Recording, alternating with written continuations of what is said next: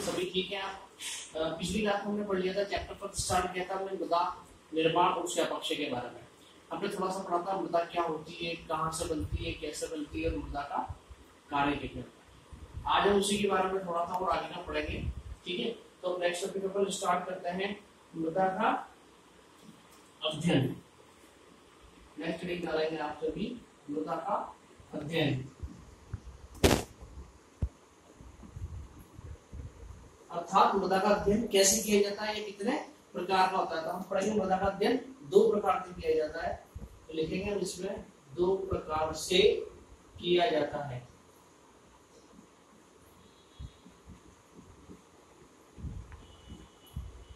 मृदा का अध्ययन कितने प्रकार से किया जाता है? दो प्रकार से किया जाता है। दोनों को हम पढ़ेंगे। फर्स्ट में लिखेंगे पेडालॉजी। पेडालॉजी दरअसल इसका हिंदी में भी नाम यही है, पेडालॉजी। पेडालॉजी, ठीक है। पेडालॉजी और दूसरी होगी एडापोलॉजी, जिसको बोलते हैं मृदा शास्त्र। तो पेडालॉजी के बारे में क्या पढ़ेंगे, किस मृदा की उत्पत्ति, उसका वितरण, उसका निर्माण कहाँ से किस तरीके से वो सारी स्टडी हम कहाँ पे करते हैं, पेडालॉजी में करते हैं। तो पेडालॉजी में लिखना स्टार्ट करो। पेडालॉजी में लिखेंगे कि मृदा एक प्राकृतिक पिंड है। मृदा एक प्राकृतिक पिंड है जिसमें मृदा की उत्पत्ति,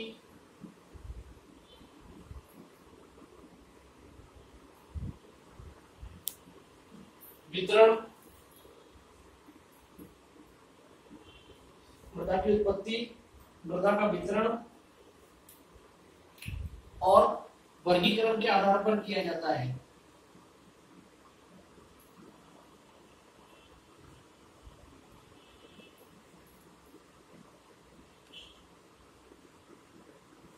वर्गीकरण के आधार पर किया जाता है।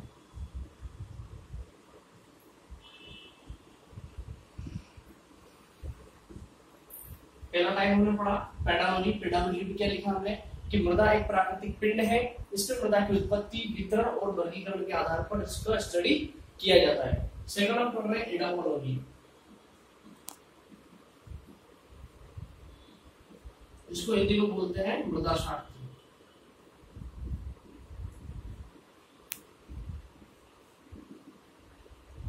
दूसरे प्रकार में पढ़ रहे हैं एडापोलॉजी, जिसको हिंदी में बोला जाता है मृदा शास्त्र। इसमें मृदा के गुणों का अध्ययन किया जाता है। मृदा के गुणों का अध्ययन किया जाता है।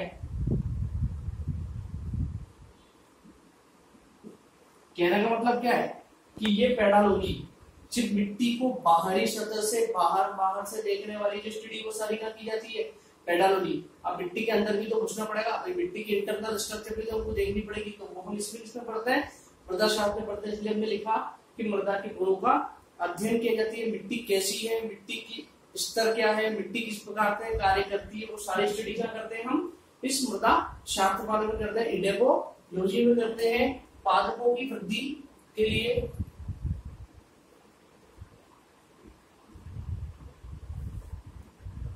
पादपों की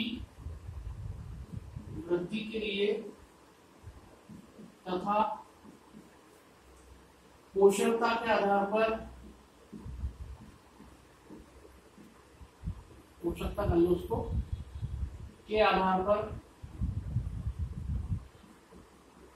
किया जाता है।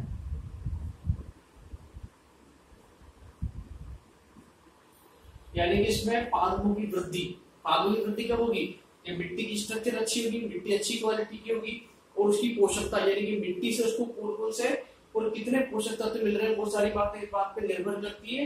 ये सारा अध्ययन क्या करते हैं, एडापोलॉजी में करते हैं, मृदा शास्त्र में करते हैं। क्लियर है, ये आप नोट कर लीजिए।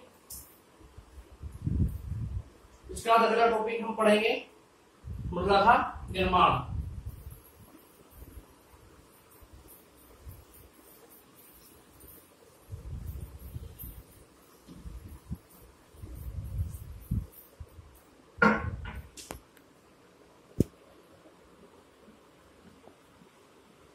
नेक्स्ट टॉपिक हमने लिया है, या नेक्स्ट टॉपिक हमको पढ़ना है मृदा का निर्माण। मिट्टी कहाँ से बनती है, सोइल कहाँ से बनती है, या मृदा का निर्माण कहाँ से होता है।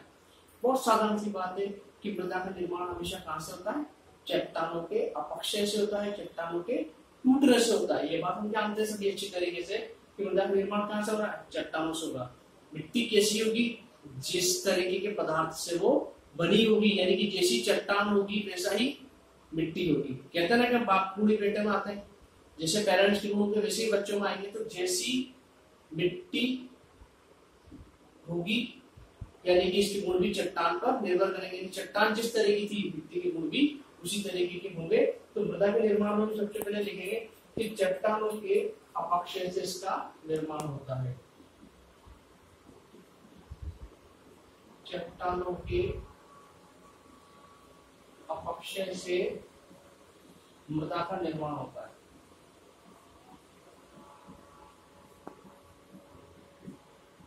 देखो पहली लाइन, चट्टानों के अपक्षय से मृदा का निर्माण होता है।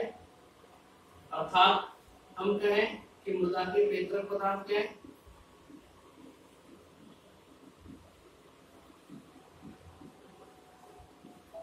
मृदा के पेतरक पदार्थ क्या हो गए, चट्टान।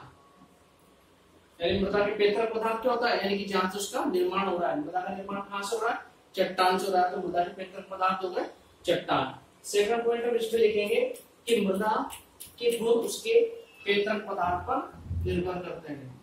मृदा के गुण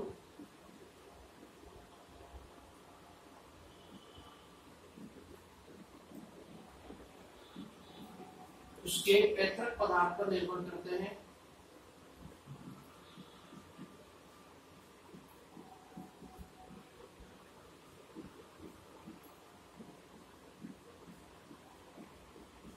जैसा पेतरक पदार्थ होगा उसी तरह की मृदा का निर्माण होगा। यानी कि मिट्टी उसके पेतरक पदार्थ पर निर्भर करती है। ये मृदा के निर्माण के दो इंपोर्टेंट पॉइंट है। नेक्स्ट वीडियो में हम पढ़ेंगे कि मृदा पौधों की वृद्धि को प्रभावित करने वाले कारक।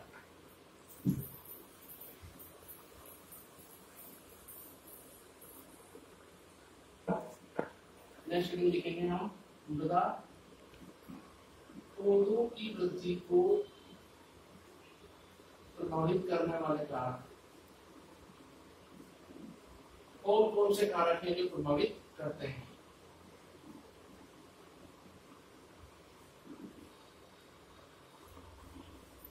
मृदा पौधों की वृद्धि को, सॉरी इसमें थोड़ा सा चेंज कर लेना, वृद्धि को प्रभावित करने वाले कारक।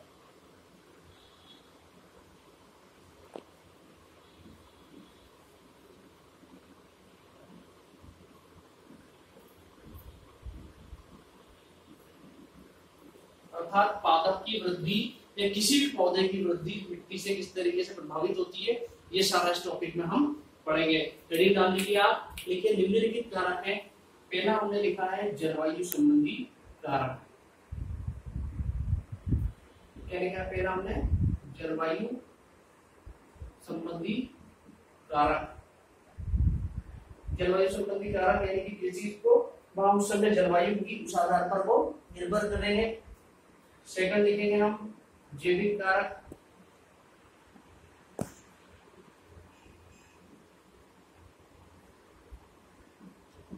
थर्ड लिखेंगे मृदीय कारक। देखो तीनों कारक हमने लिखे, तीनों कारक बहुत इंपॉर्टेंट है। पहला लिखा हमने जलवायु संबंधी कारक, यानी कि जैसे कोई फसल है, कोई पौधा ऐसा है जो श्रीगंगानगर में उग रहा है, बीकानेर में उग रहा है, जरूरी नहीं है वो पौधा आपका हिमाचल प्रदेश में उगे, ऐसा नहीं होगा। या हिमाचल प्रदेश का जो पौधा है वो श्रीगंगानगर या जैसलमेर में नहीं हो सकता, क्योंकि दोनों जगह की जलवायु अलग अलग है। हिमाचल में तापमान कैसा रहता है, थोड़ा ठंडा रहता है, जबकि हमारे राजस्थान में थोड़ा सा गर्म होता है।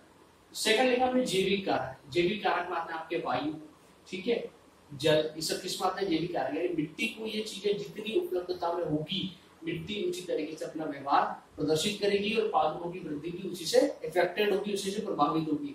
जल पर्याप्त मात्रा में मिल रहा है तो पौधा भी अच्छी वृद्धि करेगा, गैसें पर्याप्त मात्रा में मिल रही है तो पौधा अच्छी वृद्धि करेगा। जल अगर नहीं मिल रहा, खनिज पदार्थ नहीं मिल रहा है तो पौधों की वृद्धि भी रुक जाएगी, अनस्टेबल हो जाएगी। थर्ड हमने लिखा मृदी कारक, जैसी मिट्टी होगी पौधा भी उस हिसाब से गति करेगा।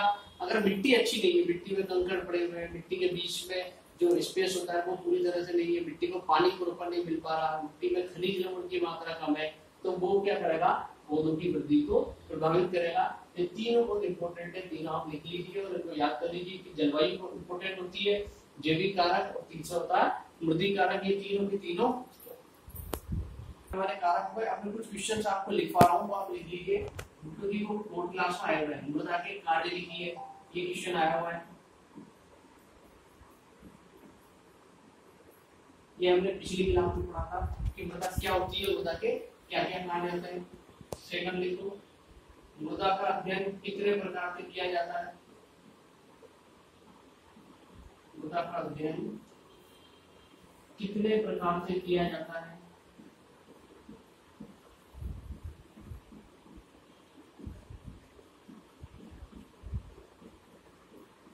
और एक तीसरा एप्लीकेशन लिखो कि मृदा पौधों की वृद्धि को किस प्रकार प्रभावित करती है, मृदा पौधों की वृद्धि को किस प्रकार प्रभावित करती है।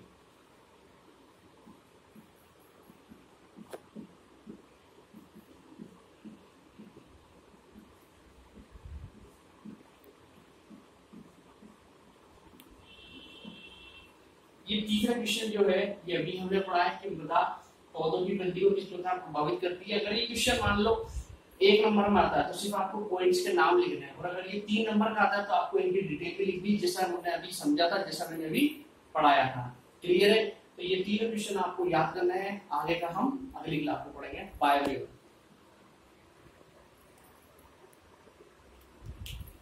ठीक है, ये तीनों कंप्लीट है। नेक्स्ट हम आगे का अगली क्लास में पढ़ेंगे। जब तक हमें पार्ट फर्स्ट और पार्ट सेकंड जो हमने पूरा पढ़ा है ये पूरा याद होना चाहिए। बाय।